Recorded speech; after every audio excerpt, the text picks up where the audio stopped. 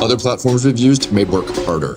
We love Monday.com because it makes work effortless. We tried other work management platforms, not naming names.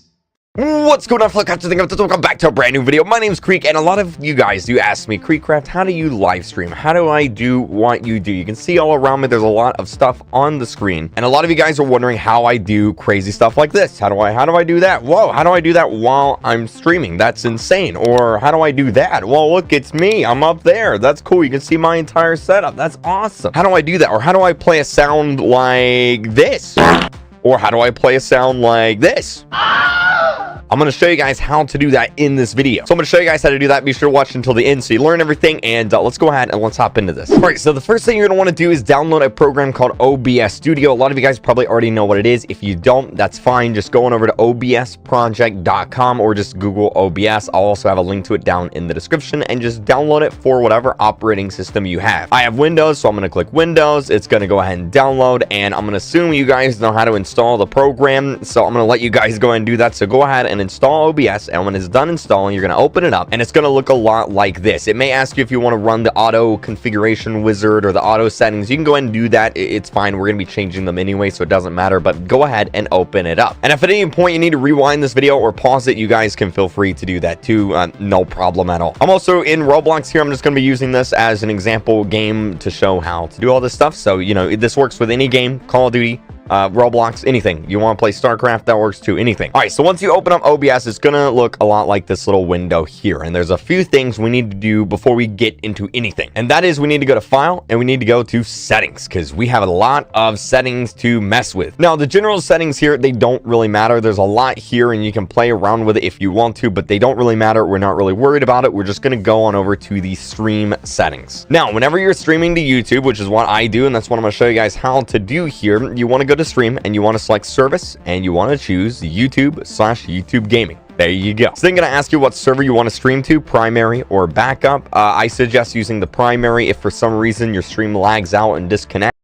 Settings. Now, whenever you're streaming to YouTube, which is what I do, and that's what I'm going to show you guys how to do here, you want to go to Stream, and you want to select Service, and you want to choose YouTube/YouTube Gaming. There you go. So then going to ask you what server you want to stream to, primary or backup. I suggest using the primary if for some reason your stream lags out and disconnects. You can, you know, switch it over to backup, but just use the primary. It works fine. Now, I ask you for your stream key. Now, what is a stream key? So a stream key is basically the key, kind of like a password that lets OBS stream on your YouTube channel. Now, I'm going to show you guys how to get this, but be sure to not show it to anyone, okay? Because if they get it, then they can stream on your channel. So what you want to do is you want to go on over to your live dashboard right here. I'll have a link to this also in the description, or you can just Google YouTube stream key and the link will be there as well. Now, if you scroll all the way down to the bottom, you can see right here, okay? It has the server URL. Don't worry about that. And then the stream key. What you're going to do, you're going to click Reveal,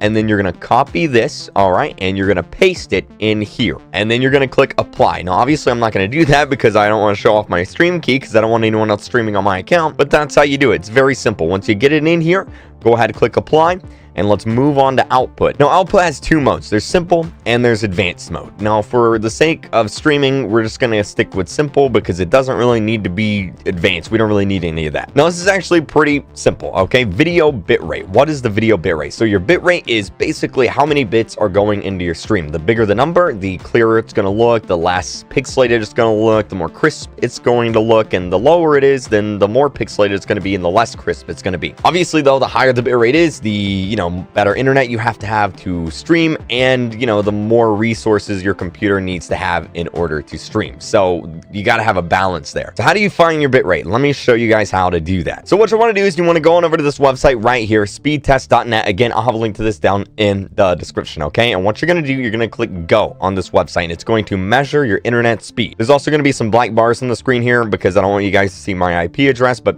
you know, go ahead and click Go. And as you can see, it's going to measure your internet speed and all of that, and it's going to put up some numbers, and that's what we need. Now, I have gigabit internet, so I have really, really good internet. Most people probably are not going to have speeds like this, but that's okay. I'm going to show you guys how to do it anyway. I'm also going to bring up Notepad for this because it's a little bit easier to do it this way. So what you want to do is take your max upload speed. So whatever your upload speed was, it's this number right here on the right. Whatever this number is here, you want to write that down down in Notepad. So since most people probably aren't going to have 940, we're going to go ahead. I'm just going to say my upload speed is 20. Okay, we're just going to say it's 20. Obviously, yours is going to be different, but just for the sake of this, I'm going to say it's 20. And now what you want to do is you want to divide that number, all right, by 4. Okay, divide that number by 4. So that means 1/4, okay, of my max upload speed would be 5.